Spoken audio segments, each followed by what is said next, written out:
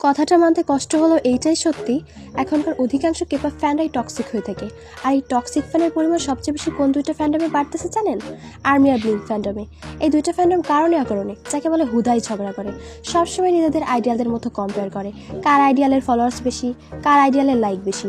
তোদের আইডিয়াল আমাদের আইডিয়ালের song copy করছে, আমাদের আইডিয়াল অস্কারে পারফর্ম করছে।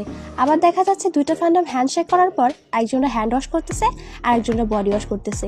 এইসব দেখার পর ভাই একটা কথা বলতে বাধ্য হচ্ছি, 2021, 2022, 2023-এর আর্মি ব্লিঙ্করাই সবচেয়ে বেশি ভালো ছিল।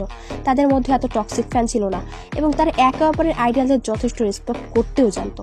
তাদের প্রধান ফোকাস ছিল নতুন রিলিজ হওয়া সংগুলোকে স্ট্রিম করে উপরে ওঠানো আর ভোটে নিজের আইডিয়ালদের সাপোর্ট করে জেতানো, এবং তারা প্রতিটা ভোটে জিতেও ছিল নিজের আইডিয়ালদের। আর এখনকার আর্মি ব্লিঙ্কদের প্রধান ফোকাস হলো ঝগড়াতে।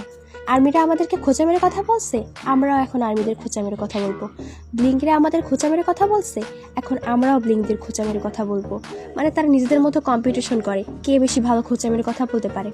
আর এদের এই খোঁচা মারামারির চক্করে ফায়দা লোটে অন্য ফ্যান্ডমরা। তো প্লিজ তোমরা এসব খোঁচা মারামারি বন্ধ করে একটু গানগুলোকে স্ট্রিম করো আর ভোটে ফোকাস করো।